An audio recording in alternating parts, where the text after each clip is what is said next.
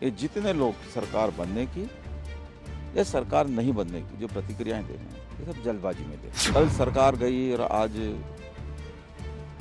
कोई ऐसी मशीन नहीं है, कोई ऐसा इंसान नहीं है, कोई ऐसा कंप्यूटर नहीं है जो एक दिन में मंथन करके और प्रतिक्रिया दे दे। आज मैं कोई भी बात कहूँगा तो बहुत जल्दबाजी में, ये फौरी तौर पर प्रतिक्रिया होगी और राजनीति में फौरी तौर पर की गई प्रतिक्रियाओं के लिए बाद में पछताना पड़ता है। अब मेरे को इस बात का अधिकार बनता है कि मैं मेरे हाईकमान के लोगों से पूछ सकूं कि भाई मेरा टिकट क्यों काटा है, और मैं जरूर पूछूं। देखिए, गारंटी काम नहीं आई, कुछ भी काम नहीं आया तो साफ दिख रहा है, लेकिन आज ही इस बारे में प्रतिक्रिया देना मैं समझता हूं अपने से खुद से झूठ बोलना है, क्योंकि राजनीति धैर्य का कारण है, राजनीति बहुत गहराई का काम है। कल सरकार गई और आज कोई ऐसी मशीन नहीं है, कोई ऐसा इंसान नहीं है, कोई ऐसा कंप्यूटर नहीं है जो एक दिन में मंथन करके और प्रतिक्रिया दे दे। ये जितने लोग सरकार बनने की या सरकार नहीं बनने की जो प्रतिक्रियाएं दे रहे हैं, ये सब जल्दबाजी में दे रहे हैं। मैं इतना कह सकता हूं कि कांग्रेस मंथन करेगी, हम सब लोग आत्मविश्लेषण करेंगे, जो सच्चाई है वो सच्चाई किन कारणों से प्रभावित रही कि हम अपनी बात नहीं पहुंचा पाए, कि हमारे प्रोग्रामों को ठीक तरीके से नहीं समझा, या हमारे प्रोग्राम ठीक नहीं थे, या हमारा प्रचार ठीक नहीं था, या हमारे कोई मेहनत में कमी रह गई। ये सारे बड़े विश्लेषण के काम हैं, धैर्य और गहराई के काम हैं। तो इन पे विचार करेंगे, आने वाले समय में उन कारणों को दूर करेंगे, अपनी जो कमियां हैं उनको दूर करेंगे और नए सिरे से राजस्थान की जनता की सेवा करने का संकल्प मुख्यमंत्री जी ने भी दोहराया है। उन्होंने भी कहा है कि भाई मैं अंतिम सांस तक राजस्थान की सेवा करता रहूँगा, राजस्थान के लोगों के काम आता रहूँगा।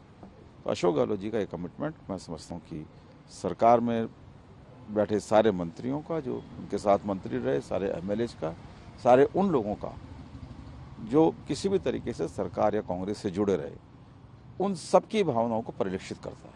महेश जी, आप भी कैबिनेट मंत्री रहे, सरकार में बड़ा कद रहा आपका, आपको नहीं लगता कि भाई जो सीट जितनी कम आई है 69, कहीं ना कहीं जो टिकट वितरण हुआ उसमें कोई कमी रही? किसी कारण, एक कारण से कोई कभी भी कोई रिजल्ट प्रभावित हो जरूरी नहीं है। कभी कभी कोई कारण एक इतना बड़ा भी होता है, लेकिन इतना बड़ा कारण होता तो साफ नजर आता है। जो विभिन्न कारण हो सकते हैं उनमें से एक संभावना ये भी हो सकती है कि टिकटों का वितरण और बेहतर तरीके से किया जा सकता था और अधिक साहसपूर्ण तरीके से टिकट वितरण किया जा सकता था। ये आपकी बात सही है, लेकिन ये एकमात्र कारण नहीं हो सकता। और कारण क्या क्या है? और कारण मैं वही तो कह रहा हूँ, आज मैं कोई भी बात कहूँगा तो बहुत जल्दबाजी में कहूँ, ये फौरी तौर पर प्रतिक्रिया होगी और राजनीति में फौरी तौर पर की गई प्रतिक्रियाओं के लिए बाद में पछताना पड़ता है। राजनीति धैर्य का, गहराई का काम है, सोच विचार के बोलना चाहिए, सोच विचार की प्रतिक्रिया देनी चाहिए। मुख्यमंत्री के ओएसडी लोकेश शर्मा ने कल एक बड़ा ट्वीट करा, आज मीडिया में बयान दिया, जिम्मेदार अशोक गहलोत जी को बता रहे हार का। जब आदमी बिना सोचे विचारे कोई बात करता, कल जब काउंटिंग शुरू हुई थी तब तक तो लोकेश जी का कोई ट्वीट भी नहीं था, कोई बयान भी नहीं था, और सरकार जाते ही उनका ट्वीट भी आ गया, इतने सारा उन्होंने एक लंबा चौड़ा एक चिट्ठा भी भेज दिया, बयान भी दे दिया। ये जल्दबाजी में करे गए काम है, इनको समझदारी नहीं मानती जनता। उनके ट्वीट पे वो ये समझ रहे हैं कि लोग उनको अप्रिशिएट कर रहे होंगे, ऐसा नहीं है। उनके ट्वीट पे क्या क्या जो लोग बाग रिमार्क डाल रहे हैं, एक ही दिन में, एक दिन भी नहीं हुआ, कुछ घंटे में ही इतना बड़ा परिवर्तन, ये संभव नहीं है। ये वही है, इंसान की हताशा, इंसान की बौखलाहट और जल्दबाजी में किए गए काम, उससे इस तरीके की बयानबाजी, इस तरीके की छीटाकशी हो सकती है, अन्यथा नहीं। जो आदमी 5 साल से मुख्यमंत्री जी के साथ जुड़ा हो, उन्होंने इच्छा भी जाहिर की थी कि मैं चुनाव लड़ूंगा, लेकिन क्या ये कार्यकर्ताओं गले उतरता कि कोई आदमी मुख्यमंत्री जी का ओएसडी भी बन जाए और फिर वो चुनाव भी लड़ ले? देखिए, ओएसडी हो, चाहे अफसर हो, चाहे कोई हो, एक बड़ा झीना सा अंतर होता है। ओएसडी भी बना दो, टिकट भी दे दो, कांग्रेस का कार्यकर्ता इसको अच्छा मानता। लोकेश जी के मन में अगर टिकट की इच्छा थी तो उनको ये कहना चाहिए कि उनको ये कहना चाहिए था, जब अशोक गहलोत जी ने उनको ओएसडी बनाया तो उनको कहना चाहिए, साहब देखिए मेरा लक्ष्य जो है वो राजनीति करना है, टिकट पाना है। आप मेरे को ओएसडी बनाएंगे तो मैं टिकट मांग पाना मेरे लिए संभव नहीं हो, तो आप मुझे ओएसडी नहीं बनाए।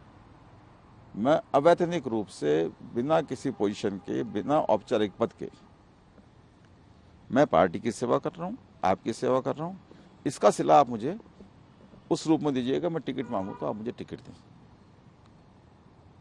अगर लोकेश जी पार्टी के कार्यकर्ता होते, सिर्फ कार्यकर्ता होते, ओएसडी नहीं होते, और फिर अशोक गहलोत जी किसी ओएसडी को टिकट देते तो लोकेश जी के मन पे क्या गुजरती, उनका रिएक्शन क्या होता? उनका भी वही रिएक्शन होता जो मैं कह रहा हूँ। ओएसडी बन के टिकट मांगना ये ठीक नहीं था। बौखलाहट यही थी। मैं यही माना जाएगा। आखिर इतनी जल्दबाजी क्या थी? वो मुख्यमंत्री जी से मिलकर अपनी बात करते। उन्होंने बहुत सारी बातें कर दी, 25 सितंबर को भी प्रायोजित कर दिया, ये कर दिया, पता नहीं क्या क्या बात है। 25 सितंबर का मैं तो खुद गवाह हूं। मेरे को मुख्यमंत्री जी ने कभी भी एक शब्द भी 25 सितंबर के मामले में ये नहीं कहा कि भाई तुमको ये करना चाहिए या तुमको ऐसा सोचना चाहिए।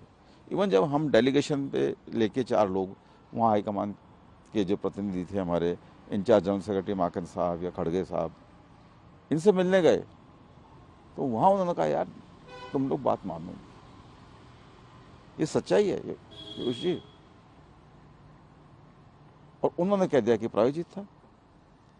आप ये बताइए किस पे विश्वास करे आदमी? कोई भी बात जो परिस्थिति उनके संज्ञान में उस वक्त आई होगी, वो परिस्थिति इसलिए आई होगी कि वो मुख्यमंत्री के विश्वास में थे। उन्होंने कोई अपने क्षमता से किसी चीज का पता लगाया हो, उस पे वो कोई टीका टिप्पणी करे तो समझ में आती है बात। ये विश्वास पे चोट है। कौन किस पे विश्वास करेगा? ये आजकल प्रथा चल गई है। मैंने एक दिन देखा, कुछ समय की बात हो गई, 3-3, 4-4 डीजे पुलिस है, जो पूर्व डीजे पुलिस थे, उनके बयान आ रहे हैं कि पॉलिटिकल प्रेशर रहता है। अरे डीजी साहब, आप जब डीजी थे तब कितने पॉलिटिकल प्रेशर आपने माने? अगर आपने पॉलिटिकल प्रेशर माने तो आप असफल डीजी हो, आपने अपने कर्म के साथ, अपने कर्तव्य के साथ न्याय नहीं किया। और अगर आपने नहीं माने तो आपको कहने का हक नहीं है कि पॉलिटिकल प्रेशर चलते हैं। वैसी स्थिति हो गई। आजकल ये फैशन हो गया है पीयूष जी, आप जिस पोजीशन में बैठे हो उस पोजीशन पे आपकी मनमाफिक काम नहीं हो, आप उस पोजीशन से हट जाओ। लोकेश जी हटे बराबर ही हैं। जब मुख्यमंत्री जी की सरकार ही चली गई, मुख्यमंत्री जी उनके ट्वीट से थोड़ी देर बाद इस्तीफा देने वाले हैं, तो वो भी बाहर थे। तो ये फैशन हो गया है, और ये फैशन मैं समझता हूँ कि विश्वास पे चोट करने वाला है। लास्ट सवाल, आप जयपुर से आते हैं, कैबिनेट मंत्री भी रहे, प्रताप सिंह खाचरियावास भी यहाँ से कैबिनेट मंत्री है। मंत्रियों की हार पचती नहीं है। एक नया candidate Gopal Sharma civil line से, कैबिनेट मंत्री प्रताप सिंह 28,000 वोटों से हार गए। आपको टिकट नहीं मिल पाया। देखिए, मैं नहीं जानता प्रताप सिंह जी क्यों हारे, तो प्रताप सिंह जी बताएंगे, या गोपाल शर्मा जी बताएंगे कि उन्होंने ऐसा क्या किया जो उनको प्रताप सिंह जी से आगे ले गया। मेरा टिकट क्यों कटा ये मुझे नहीं पता।